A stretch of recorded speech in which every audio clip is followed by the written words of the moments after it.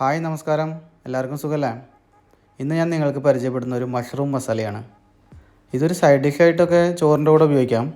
പിന്നെ ചപ്പാത്തി, പൊറോട്ട, വെള്ളപ്പം പോലുള്ള ഐറ്റംസൊക്കെ ഉണ്ടല്ലോ, അതിൻ്റെ കൂടെയൊക്കെ ആണെങ്കിൽ പൊളിക്കും. നമുക്ക് കിച്ചണിലേക്ക് പോയാലോ?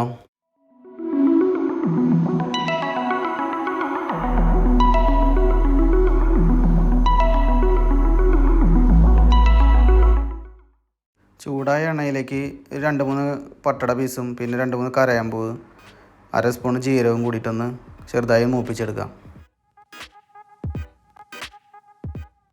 ഇത് അത്യാവശ്യം ഒന്ന് മൂത്ത് വന്നിട്ടുണ്ട്. ഇതിലേക്ക് ഞാൻ ഇവിടെ ഒരു സവോള അരിഞ്ഞ് വെച്ചിട്ടുണ്ട്, അത് ചേർത്ത് കൊടുക്കാം. സവോള ഒന്ന് നന്നായി വഴന്ന് വരാൻ വേണ്ടിയിട്ട് കുറച്ച് ഉപ്പ് കൂടെ ചേർക്കുന്നുണ്ട്.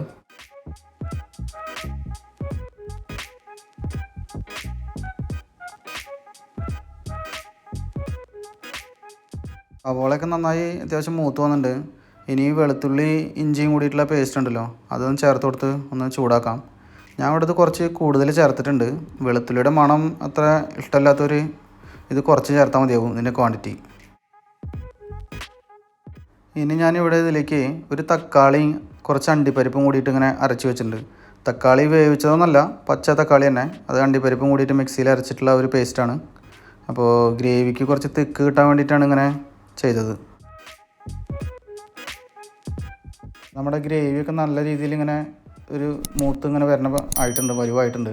ഇനി ഇതിലേക്ക് ഒരു ടീസ്പൂൺ മുളക് പൊടി, ഒരു 1/2 ടീസ്പൂൺ മഞ്ഞൾപ്പൊടി, പിന്നെ 1 ടീസ്പൂൺ മല്ലിപ്പൊടിയും കൂടിയിട്ട് നന്നായി യോജിപ്പിച്ച് കുറച്ച് നേരം ഒന്നുകൂടി ചൂടാക്കി ഇളക്കി കൊടുത്തുകൊണ്ടിരിക്കുകയാണ് ഞാൻ.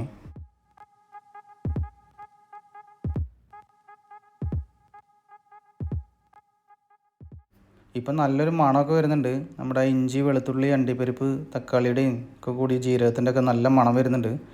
ഇനി നമുക്ക് കഴുകി നുറുക്കി വെച്ച കൂൺ ഇതിലേക്ക് ചേർത്തിട്ട് ഈ മസാലയിൽ നല്ല രീതിയിൽ മിക്സ് ചെയ്ത് ഇളക്കി കൊടുക്കണം. ഇപ്പോൾ കുറച്ച് ഉപ്പ് ഇതിലിട്ട് കൊടുക്കാം. ഇതിൽ ഉപ്പ് മുന്നേ ഇട്ടുണ്ടായിരുന്നില്ല, സവോള വാടാനുള്ള ഇട്ടുണ്ടായിരുന്നുള്ളൂ. ഈ സമയത്ത് കുറച്ച് ഉപ്പ് ഞാൻ ഇതിൽ ചേർത്ത് കൊടുക്കുന്നുണ്ട്. എന്നിട്ട് കുറച്ച് ചൂടുവെള്ളം ഒഴിച്ചിട്ട്, ഇത് വേവാനുള്ള വെള്ളം ഒഴിച്ചിട്ട് കുറച്ച് നേരം നമുക്കിങ്ങനെ സിമ്മിൽ വെച്ച് ഈ കൂണൊന്ന് ആദ്യം വേവിച്ച് എടുക്കണം. ഈ കൂണൊന്ന് വെന്ത് കിട്ടാനായിട്ട് എന്തായാലും ഒരു 10 മിനിറ്റിൻ്റെ മേലെ പിടിക്കും.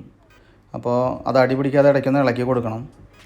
ഞാനതിൽ വേപ്പില ഇട്ടുണ്ടായിരുന്നില്ല, ഇപ്പോൾ കുറച്ച് വേപ്പില അതിൽ ചേർക്കുന്നുണ്ട്.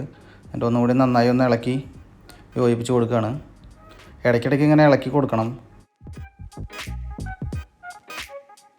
ഇടയ്ക്ക് ഈ കൂണൊന്ന് വെന്തോന്ന് ഞാൻ നോക്കിയിട്ടുണ്ടായിരുന്നു. അപ്പോൾ അത്യാവശ്യം വെന്തിട്ടുണ്ട്. ഇനി ഞാൻ 1 സ്പൂൺ ഗരം മസാല കൂടി ഇതിൽ ചേർത്തിട്ട് ഒന്ന് നന്നായി ഇളക്കി കൊടുക്കുകയാണ്. അപ്പോൾ ഒന്നും കൂടി ഒന്ന് ഡ്രൈ ആയതിന് ശേഷം നമുക്കിത് ഇറക്കാൻ പറ്റും. നിങ്ങളിതൊന്നും ഉണ്ടാക്കി നോക്കണം കേട്ടോ. അത്ര വലിയ ബുദ്ധിമുട്ടുള്ള ഡിഷൊന്നുമല്ല. എനിക്കുണ്ടാക്കാൻ പറ്റിച്ചാൽ നിങ്ങൾക്ക് എന്തായാലും പറ്റും. നമ്മുടെ മഷ്റൂം മസാലയുടെ അവസാന മിനുക്ക് പണികളാണ് നടന്നുകൊണ്ടിരിക്കുന്നത്. ഇതായിട്ടുണ്ട്. ഇനി നമുക്കിതൊരു പാത്രത്തിലേക്ക് മാറ്റാം. ഇതിൻ്റെ കൂടെ ഒരു ബെസ്റ്റ് കോമ്പിനേഷൻ എന്ന് പറഞ്ഞു കഴിഞ്ഞിട്ടുണ്ടെങ്കിൽ നല്ല ചൂടുള്ള ചപ്പാത്തി, അല്ലെങ്കിൽ പിന്നെ നമ്മുടെ ദേശീയ ഭക്ഷണമായ പൊറോട്ട, അത് പൊളിക്കും. നിങ്ങൾക്ക് ഈ വീഡിയോ ഇഷ്ടമായാൽ നിങ്ങൾ നിങ്ങളുടെ കൂട്ടുകാർക്കും ഷെയർ ചെയ്യുക. അതുപോലെ തന്നെ നിങ്ങളുടെ വിലപ്പെട്ട അഭിപ്രായങ്ങൾ കമൻറ്റ് ബോക്സിലൂടെ നമ്മളെ അറിയിക്കുക. പിന്നെ ഇതൊക്കെ കണ്ടിട്ട് നിങ്ങൾക്ക് ചാനൽ സബ്സ്ക്രൈബ് ചെയ്യാതിരിക്കാൻ പറ്റില്ലല്ലോ.